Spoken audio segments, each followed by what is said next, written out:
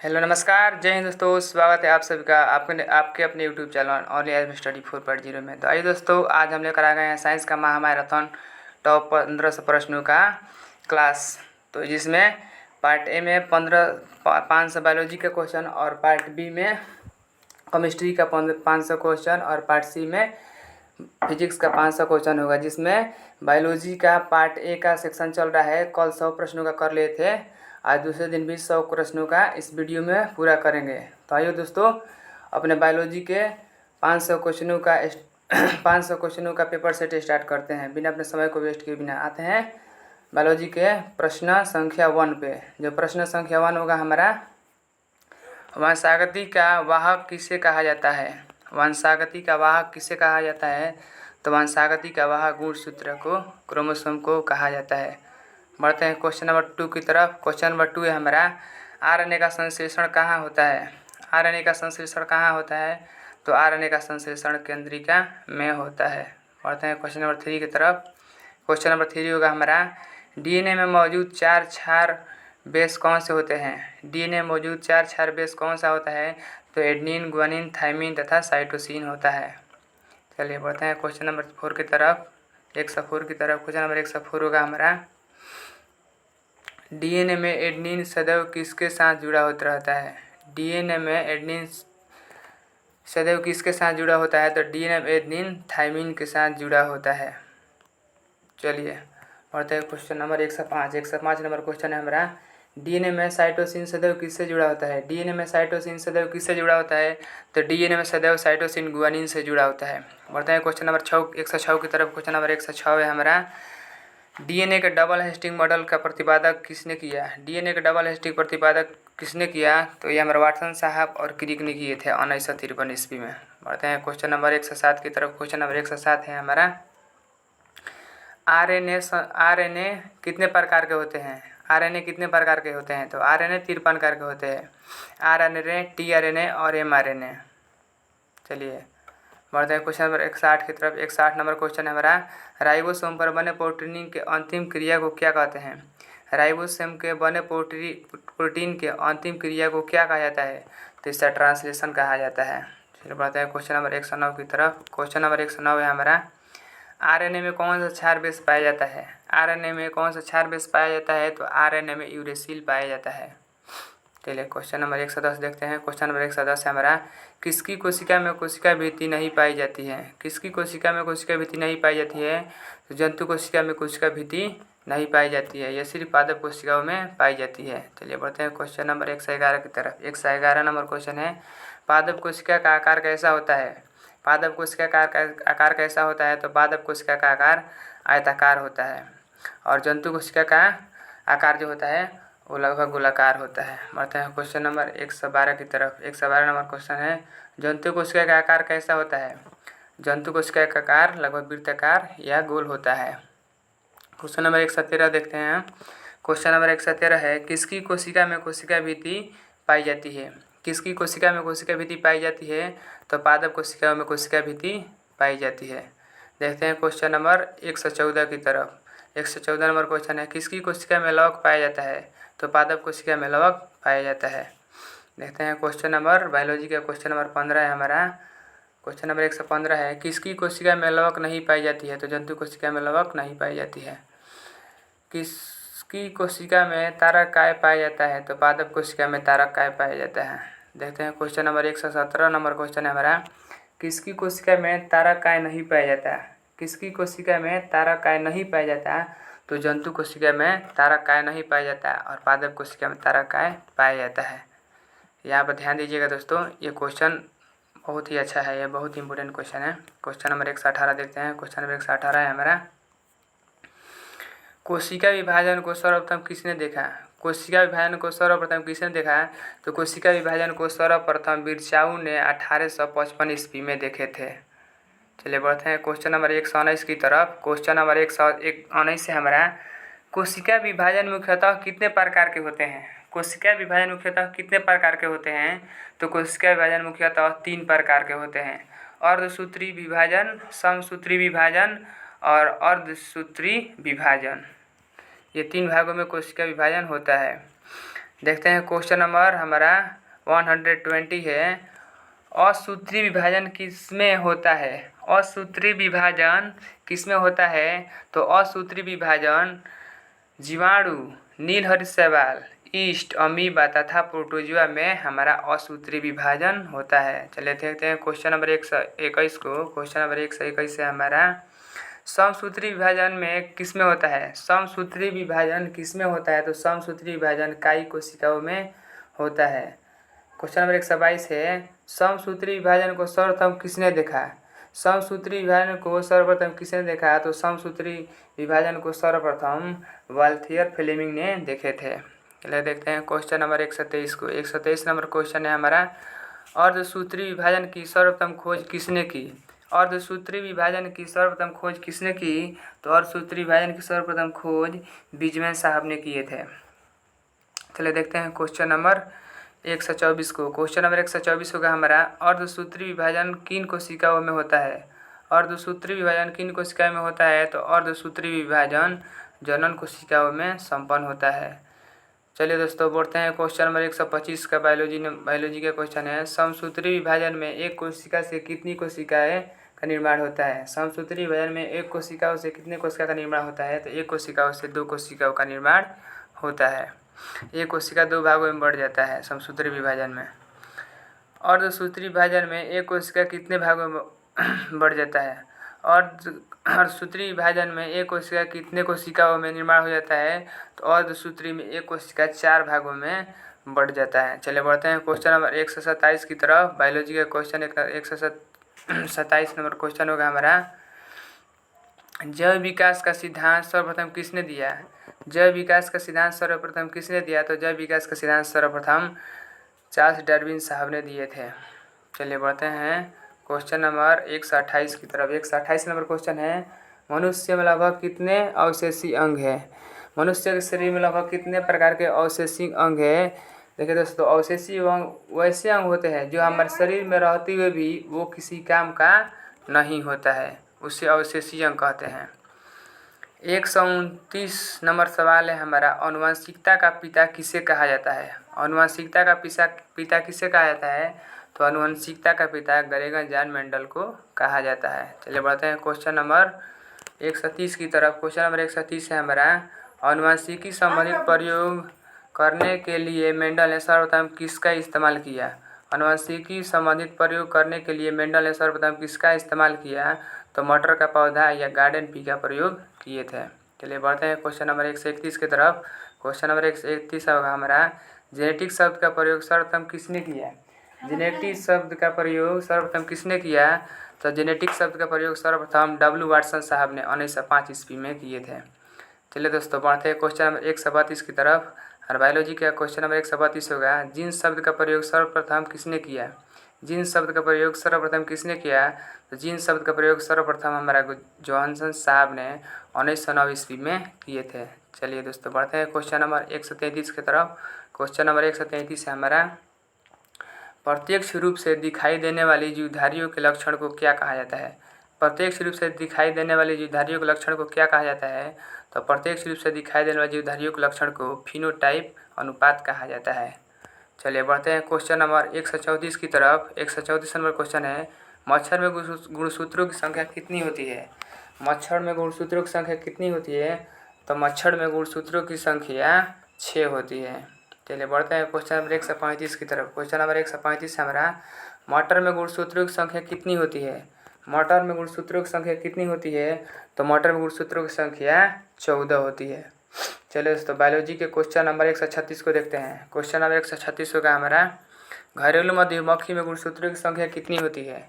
घरेलू मधुमक्खी में गुणसूत्रों की संख्या 12 होती है। तो दोस्तों बढ़ते हैं क्वेश्चन नंबर 137 की तरफ। क्वेश्चन नंबर 137 है हमारा, टमाटर में गुणसूत्रों की संख्या कितनी होती है? तो टमाटर में गुणसूत्रों की संख्या 24 होती है। चलिए बढ़ते हैं क्वेश्चन नंबर 138 की तरफ। क्वेश्चन नंबर 138 है हमारा, मेढक में गुणसूत्रों की संख्या कितनी होती है? तो मेढक में गुणसूत्रों की संख्या 13 जोड़े यानी 26 गुणसूत्र मौजूद होते हैं। बढ़ते हैं क्वेश्चन नंबर 139 की तरफ। क्वेश्चन नंबर 139 है हमारा, बिल्ली में गुणसूत्रों की संख्या कितनी होती है? बिल्ली में गुणसूत्रों की संख्या कितनी होती है? तो बिल्ली में गुणसूत्रों की संख्या लगभग 38 होती है। 19 जोड़ी उपस्थित होते हैं। चलिए दोस्तों, बायोलॉजी के very very important question number 140 की तरफ बढ़ते हैं। क्वेश्चन नंबर 140 है हमारा, आलू में गुणसूत्रों की संख्या कितनी होती है? आलू में गुणसूत्रों की संख्या कितनी होती है? तो आलू में गुणसूत्रों की संख्या 48 या 24 जोड़े उपस्थित होता है। तंबाकू में गुणसूत्रों की संख्या कितनी होती है? तो आलू और तंबाकू में लगभग गुणसूत्रों की संख्या 48 ही होती है। चलिए दोस्तों, बढ़ते हैं क्वेश्चन नंबर 142 की तरफ। क्वेश्चन नंबर 142 है हमारा, प्याज में गुणसूत्रों की संख्या कितनी होती है? प्याज में गुणसूत्रों की संख्या कितनी होती है? तो प्याज में गुणसूत्रों की संख्या 8 जोड़ी यानी 16 गुणसूत्र उपस्थित होते हैं। चलिए बढ़ते हैं क्वेश्चन नंबर 146 की तरफ। क्वेश्चन नंबर 146 होगा हमारा, चूहों में गुणसूत्रों की संख्या कितनी होती है? चूहों में गुणसूत्रों की संख्या कितनी होती है? तो चूहों में गुणसूत्रों की संख्या 20 जोड़े यानी 40 उपस्थित होते हैं। दोस्तों, ये गुणसूत्रों वाला क्वेश्चन एक याद रखिएगा दोस्तों, ये हर एक परीक्षाओं में बार बार पूछे जाने वाले प्रश्न यानी VVI महत्वपूर्ण प्रश्न है। तो देखते हैं क्वेश्चन नंबर 144 नंबर क्वेश्चन है, घोड़ा में गुणसूत्रों की संख्या कितनी होती है? घोड़ा में गुणसूत्रों की संख्या कितनी होती है? तो घोड़ा में गुणसूत्रों की संख्या 32 जोड़े यानी कि 64 गुणसूत्र उपस्थित होते हैं। बढ़ते हैं क्वेश्चन नंबर 145 की तरफ। क्वेश्चन नंबर 145 है हमारा, कुत्तों में गुणसूत्रों की संख्या कितनी होती है? कुत्तों में गुणसूत्रों की संख्या कितनी होती है? तो कुत्तों में गुणसूत्रों की संख्या लगभग 78 उपस्थित होता है।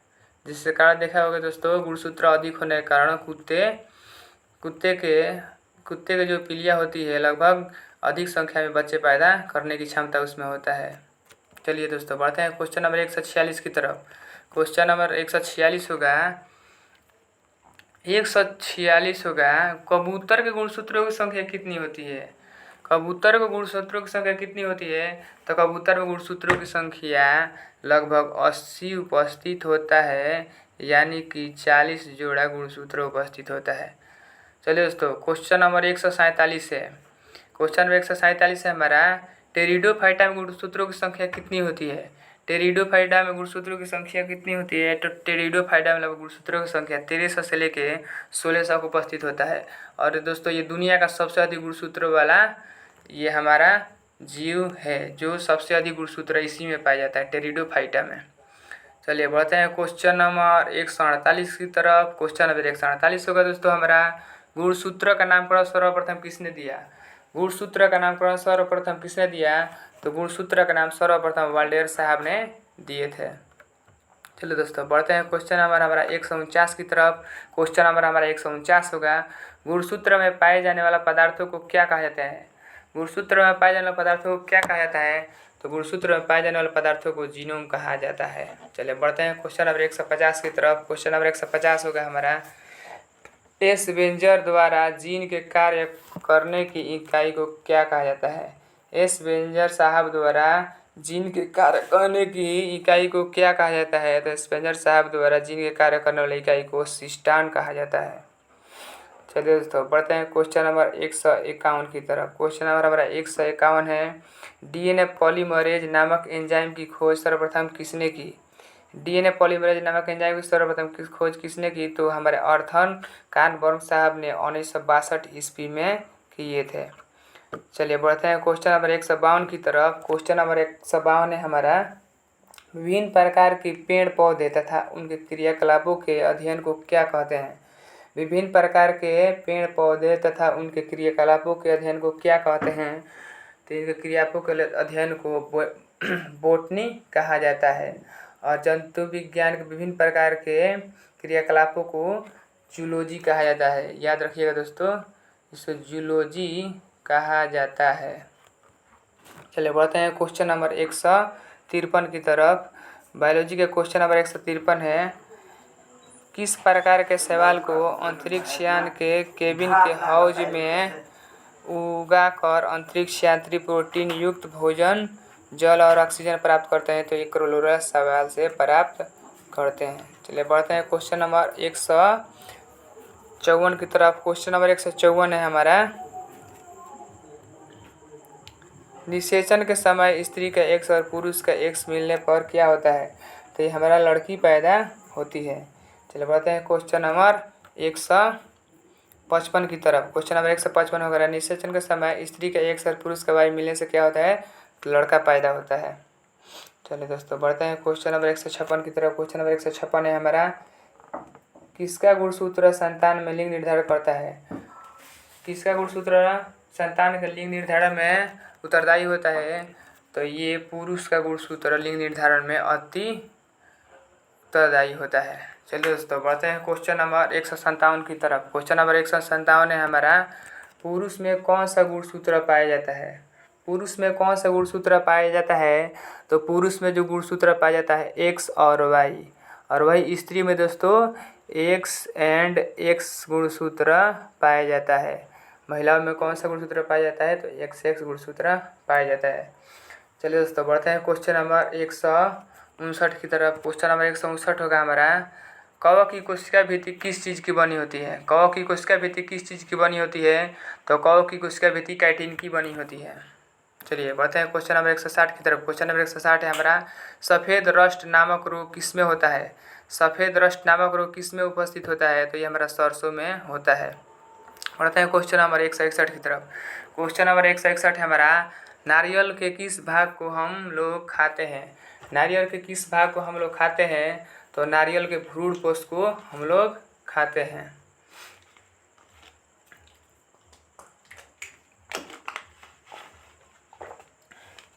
चलिए दोस्तों बढ़ते हैं क्वेश्चन नंबर 162 की तरफ। क्वेश्चन नंबर 162 है हमारा, पारिस्थितिकी तंत्र के दो अवयव घटक कौन से हैं?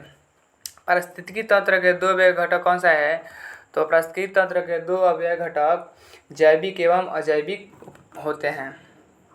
चलिए बढ़ते हैं क्वेश्चन नंबर 163 की तरफ। क्वेश्चन नंबर 163 है हमारा, बायोलॉजी का, रक्तचाप किस यंत्र से मापा जाता है? रक्तचाप किस यंत्र से मापा जाता है? तो रक्तचाप स्फिग्नोमैनोमीटर द्वारा नापा जाता है। चलिए बायोलॉजी के क्वेश्चन नंबर 164 होगा हमारा, बेरी-बेरी रोग किस विटामिन की कमी से होता है? बेरी-बेरी रोग किस विटामिन की कमी से कारण होता है? तो बेरी-बेरी रोग विटामिन B1 की कमी से होता है। चलिए बढ़ते हैं क्वेश्चन नंबर 165 की तरफ। क्वेश्चन नंबर 165 होगा हमारा, शरीर में लोहा की कमी से कौन सा रोग होता है? शरीर में लोहा के डिसीज से कौन सा रोग होता है? शरीर में लोहा के डिसीज से हमारा एनीमिया रोग या अरक्तता रोग होता है। देखिए दोस्तों, इस वीडियो में हम बहुत ही कम समय ले रहे हैं, इसलिए क्योंकि क्वेश्चनों की संख्या काफ़ी ज़्यादा है और अधिक समय देने से कोई मतलब फ़ायदा होने वाला नहीं है, इसलिए मैं बहुत ही कम समय दे रहा हूँ ताकि आप लोगों को भी वीडियो पढ़ने में कोई तकलीफ एवं वीडियो को स्किप करना नहीं पड़ेगा। चलिए दोस्तों बढ़ते हैं हम अपने क्वेश्चन की तरफ।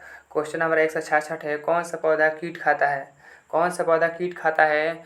तो ये हमारा पिचर प्लांट जो होता है ये कीट खाता है, याद रखिएगा। बहुत ही VVI क्वेश्चन है दोस्तों, VVI लगा लीजिएगा। कौन सा पौधा कीट खाता है? तो ये पिचर प्लांट जो होता है ये कीट खाता है, कीटों का भक्षण करता है। चलिए बढ़ते हैं क्वेश्चन नंबर 167 की तरफ। क्वेश्चन नंबर 167 है, पेप्सिन प्रोटीन को किस में बदल देता है? पेप्सिन प्रोटीन को किस में बदल देता है? तो पेप्सिन प्रोटीन को पेप्टिडोग्लाइकेज में बदल देता है। चलिए बढ़ते हैं क्वेश्चन नंबर 167 की तरफ। क्वेश्चन नंबर 167 है हमारा, तंबाकू में मौजूद विषैले पदार्थ को क्या कहते हैं? तंबाकू में मौजूद विषैले पदार्थ को हम क्या कहते हैं? तो इसे निकोटीन कहा जाता है। चलिए बढ़ते हैं क्वेश्चन नंबर 169 की तरफ, 169 की तरफ। क्वेश्चन नंबर 169 बायोलॉजी का हमारा होगा, नदियों तालाबों आदि में पाए जाने वाले जलीय हरे पौधे को क्या कहा जाता है? नदी तालाबों में आदि में पाए जाने वाले जलीय हरे पौधे को हम लोग शैवाल कहते हैं। आप लोग भी देखे होंगे दोस्तों, ये नदी तालाबों में हरा रंग का दिखाई देता है। चलिए बढ़ते हैं क्वेश्चन नंबर 170 की तरफ। क्वेश्चन नंबर 170 हमारा, नीली क्रांति किससे संबंधित है? नीली क्रांति किससे संबंधित है? तो नीली क्रांति मछली उत्पादन से संबंधित है। बढ़ते हैं क्वेश्चन नंबर 171 की तरफ। क्वेश्चन नंबर 171 है हमारा, दूध में पाई जाने वाली शर्करा है। दूध में पाई जाने वाली शर्करा है, तो दूध में पाई जाने वाली शर्करा लैक्टोज शर्करा है, जिसका दही खट्टा होता है। चलिए दोस्तों बढ़ते हैं क्वेश्चन नंबर 172 की तरफ। क्वेश्चन नंबर 172 होगा हमारा, BCG का टीका कौन से रोग के बचाव के लिए दिया जाता है? BCG का टीका कौन से रोग के बचाव के लिए दिया जाता है? तो BCG का टीका हमारा यक्षगान या TB के लिए दिया जाता है, या यक्षमा रोग के लिए। चलिए बढ़ते हैं क्वेश्चन नंबर 173 की तरफ। क्वेश्चन नंबर 173 बायोलॉजी का हमारा होगा, पीडियाट्रिक्स किसके अध्ययन से संबंधित है? पीडियाट्रिक्स किसके अध्ययन से संबंधित है? तो पीडियाट्रिक्स हमारा जो है शिशु रोग से संबंधित रखता है। चलिए बढ़ते हैं क्वेश्चन नंबर 174 की तरफ। क्वेश्चन नंबर 174 का आगाज करते हैं। चिकित्सा शास्त्र का जनक किसे कहा जाता है? चिकित्सा शास्त्र का जनक किसे कहा जाता है? तो चिकित्सा शास्त्र का जनक हिप्पोक्रेटस को कहा जाता है। और दोस्तों एक और भी क्वेश्चन पूछा जाता है यहाँ से, चिकित्सा शास्त्री को किसका शपथ दिलाया जाता है? चिकित्सा शास्त्री को किसका शपथ दिलाया जाता है? तो चिकित्सा शास्त्री को हिप्पोक्रेटस को शपथ दिलाया जाता है। चलिए बढ़ते हैं क्वेश्चन नंबर 175 की तरफ। क्वेश्चन नंबर 175 है हमारा, किस ग्रंथि को आपातकालीन ग्रंथि भी कहा जाता है? किस ग्रंथि को आपातकालीन ग्रंथि भी कहा जाता है? तो एड्रीनलिन ग्रंथि या अधिवृक्क ग्रंथि को आपातकालीन ग्रंथि या आपातकालीन हार्मोन भी कहा जाता है।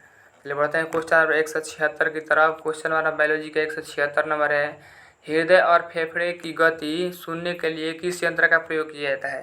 हृदय और फेफड़े की गति सुनने के लिए किस यंत्र का प्रयोग किया जाता है? तो हृदय और फेफड़े की गति को सुनने के लिए स्टेथोस्कोप का प्रयोग किया जाता है। चलिए बायोलॉजी का क्वेश्चन नंबर 177 देखते हैं। क्वेश्चन नंबर 177 है हमारा, एक पीढ़ी से दूसरे पीढ़ी में अनुवांशिकी सूचना का स्थानांतरण किसके द्वारा होता है? एक पीढ़ी से दूसरे पीढ़ी में अनुवांशिकता सूचना का स्थानांतरण किसके द्वारा किया जाता है? तो हमारा डीएनए के द्वारा किया जाता है। या डीएनए ना दो दोस्तों तो इसको और भी एक याद रखिएगा, क्रोमोसोम के द्वारा भी एक पीढ़ी से दूसरे पीढ़ी में अनुवांशिकता प्रदान किया जाता है। चलिए दोस्तों बढ़ते हैं क्वेश्चन नंबर 178 की तरफ। क्वेश्चन नंबर 178 हमारा, पाचन एंजाइम में पेप्सिन कहाँ उत्पन्न होता है? पाचन एंजाइम में पेप्सिन कहाँ उत्पन्न होता है? तो ये छोटी आंत में उत्पन्न होता है। चलिए दोस्तों बढ़ते हैं क्वेश्चन नंबर 179 की तरफ। क्वेश्चन नंबर 179 हमारा, पालक में कौन सा विटामिन पाया जाता है? पालक में कौन सा विटामिन पाया जाता है? तो पालक में विटामिन ए उपस्थित होता है। चलिए दोस्तों बढ़ते हैं क्वेश्चन नंबर 180 की तरफ। क्वेश्चन नंबर 180 है हमारा, सर्वप्रथम कार्बोहाइड्रेट का पाचन कहाँ होता है? सर्वप्रथम कार्बोहाइड्रेट का पाचन कहाँ होता है? तो सर्वप्रथम कार्बोहाइड्रेट का पाचन मुंह में होता है। क्वेश्चन नंबर 181 हमारा, सुक्रोज में होता है। सुक्रोज में होता है तो सुक्रोज हमारा ग्लूकोज और फ्रक्टोज उपस्थित होता है। चलिए दोस्तों बढ़ते हैं क्वेश्चन नंबर 182 की तरफ। क्वेश्चन नंबर 182 बायोलॉजी का है हमारा, मानव शरीर का सामान्य तापमान होता है। मानव शरीर का सामान्य तापमान होता है तो मानव शरीर का सामान्य तापमान 98.6 डिग्री फ़ारेनहाइट या 37 डिग्री सेल्सियस या केल्विन में 310 डिग्री होता है। दोस्तों इसको याद कीजिए, केल्विन में 310 केल्विन होता है। चलिए दोस्तों बढ़ते हैं क्वेश्चन नंबर 183 की तरफ। क्वेश्चन 183 हमारा, ऑपरेशन फ्लड का संबंध किससे है? ऑपरेशन फ्लड का संबंध दूध उत्पादन से है। चलिए बढ़ते हैं क्वेश्चन नंबर 184 की तरफ। 184 नंबर क्वेश्चन है, प्याज का कौन सा भाग खाया जाता है? प्याज का कौन सा भाग खाया जाता है? तो प्याज का खाने योग्य भाग होता है तना। बढ़ते हैं क्वेश्चन नंबर 185 की तरफ। क्वेश्चन नंबर 185 हमारा, मियादी बुखार से प्रभावित करता है। मियादी बुखार किसको प्रभावित करता है? तो मियादी बुखार हमारे आंत को, इंटेस्टाइन को प्रभावित करता है। बढ़ते हैं क्वेश्चन नंबर 186 की तरफ। क्वेश्चन नंबर 186 का हमारा, मानव शरीर में निमोनिया से प्रभावित होने वाला अंग है। मानव शरीर में निमोनिया से प्रभावित होने वाला अंग है फेफड़ा। बढ़ते हैं क्वेश्चन नंबर 187 की तरफ। क्वेश्चन नंबर 187 होगा, पृथ्वी पर सबसे बड़ा बच्चा पैदा करने वाला स्तनधारी प्राणी है। पृथ्वी पर सबसे बड़ा बच्चा पैदा करने वाली स्तनधारी प्राणी है तो ये है हमारा नीली हवेल। क्योंकि दोस्तों जो धरती पर सबसे बड़ा होगा उसी का बच्चा ही तो सबसे बड़ा होगा। चलिए बढ़ते हैं क्वेश्चन नंबर 188 की तरफ। क्वेश्चन नंबर 188 है, गाय के घी में पीलापन किसके कारण होता है? गाय के घी में पीलापन किसके कारण होता है? तो गाय के घी में पीलापन कैरोटीन प्रोटीन के कारण होता है। चलिए बढ़ते हैं क्वेश्चन नंबर 179 की तरफ। क्वेश्चन नंबर हमारा 189 है, आरएस फैक्टर के खोजकर्ता कौन है? आरएस फैक्टर के खोजकर्ता कौन है? तो आरएस फैक्टर के खोजकर्ता लैंड स्टीनर वो बीनर है। चलिए बढ़ते हैं क्वेश्चन नंबर 190 की तरफ। 190 नंबर हमारा क्वेश्चन होगा, कौन सी मछली बिना सल्क वाली होती है? कौन सी मछली बिना सल्क वाली होती है? तो ये हमारा कैटल फिश जो होती है बिना सल्क वाली होती है। चलिए बढ़ते हैं क्वेश्चन नंबर 191 की तरफ। क्वेश्चन नंबर 191 है हमारा, किस पौधे में फूल नहीं होता? किस पौधे में फूल नहीं होता? तो ये फर्न के पौधे में फूल उपस्थित नहीं होता है। चलिए बढ़ते हैं क्वेश्चन नंबर 192 की तरफ। बायोलॉजी का क्वेश्चन नंबर 192 है हमारा, रक्त का शुद्धिकरण कहाँ होता है? रक्त का शुद्धिकरण कहाँ होता है? तो रक्त का शुद्धिकरण किडनी में होता है। चलिए बढ़ते हैं क्वेश्चन नंबर 193 की तरफ। क्वेश्चन नंबर 193 है हमारा, धन्वंतरि पुरस्कार किस क्षेत्र में दिया जाता है? धन्वंतरि पुरस्कार किस क्षेत्र में दिया जाता है? तो धन्वंतरि पुरस्कार चिकित्सा के क्षेत्र में दिया जाता है। बढ़ते हैं क्वेश्चन नंबर 194 की तरफ। क्वेश्चन नंबर 194 है, मानव शरीर की सबसे बड़ी अंतःस्रावी ग्रंथि कौन सा है? मानव शरीर की सबसे बड़ी अंतःस्रावी ग्रंथि कौन सा है? तो मानव शरीर का सबसे बड़ी अंतःस्रावी ग्रंथि है थायराइड ग्रंथि। थायराइड ग्रंथि। और यही दोस्तों पूछता है कि मानव शरीर का सबसे बड़ी ग्रंथि कौन सा है? तो मानव शरीर का सबसे बड़ी ग्रंथि हमारा यकृत होता है, यकृत। चलिए बढ़ते हैं क्वेश्चन नंबर 195 की तरफ। क्वेश्चन नंबर 195 है हमारा, रेबीज के इलाज की खोज किसने की? रेबीज के इलाज की खोज किसने की? तो रेबीज के इलाज की खोज लुई पास्चर साहब ने किए थे। और रेबीज कुत्ते के काटने से होता है दोस्तों, ये याद रखिएगा। भी यही क्वेश्चन है। मानव शरीर की सबसे बड़ी ग्रंथि कौन सी है? मानव शरीर की सबसे बड़ी ग्रंथि आप लोग को ऊपर ही बता दिया दोस्तों, लीवर मानव शरीर की सबसे बड़ी ग्रंथि है। बढ़ते हैं क्वेश्चन नंबर 197 की तरफ। क्वेश्चन नंबर 197 है, भारत में हरित क्रांति के जनक कौन है? भारत में हरित क्रांति के जनक कौन है? तो भारत में हरित क्रांति के जनक MS स्वामीनाथन साहब है। और वही विश्व में पूछा जाए दोस्तों कि हरित क्रांति के जनक कौन है? तो विश्व में हरित क्रांति के जनक हमारे नॉर्मन बोरलॉग साहब है। नॉर्मन बोरलॉग साहब है, बोरलॉग साहब है विश्व का। चलिए बढ़ते हैं क्वेश्चन नंबर 198 की तरफ। क्वेश्चन नंबर 198 है हमारा, ईस्ट और मशरूम है। ईस्ट और मशरूम है, तो ईस्ट और मशरूम हमारा एक प्रकार का फफूंद या फंगस कवक है। चलिए बढ़ते हैं क्वेश्चन नंबर 199 की तरफ। क्वेश्चन नंबर 199 है हमारा, किस विटामिन को अपनी सक्रियता के लिए कोबाल्ट की आवश्यकता होती है? किस विटामिन की सक्रियता के लिए कोबाल्ट की आवश्यकता होती है? तो विटामिन B12 की सक्रियता के लिए कोबाल्ट की आवश्यकता होती है। चलिए दोस्तों बढ़ते हैं क्वेश्चन नंबर हमारा दूसरा नंबर क्वेश्चन है। दूसरा नंबर क्वेश्चन होगा हमारा, वृक्षों के तनों में रहने वाली प्राणियों को क्या कहा जाता है? वृक्षों के तनों में रहने वाली प्राणियों को क्या कहा जाता है? तो वृक्षों के तनों में रहने वाली प्राणियों को हम लोग वृक्षावासी कहा जाता है। चलिए दोस्तों, आज हमारा बायोलॉजी का टॉप 500 प्रश्नों में से हम लोगों ने 200 प्रश्नों का कवर कर लिए। और मिलते हैं नेक्स्ट वीडियो में कल। तो वीडियो अच्छी लगी तो अपने दोस्तों के पास शेयर ज़रूर करें और लाइक एंड सब्सक्राइब जरूर करें। Thanks for watching this video. जय हिंद, जय भारत, वंदे मातरम।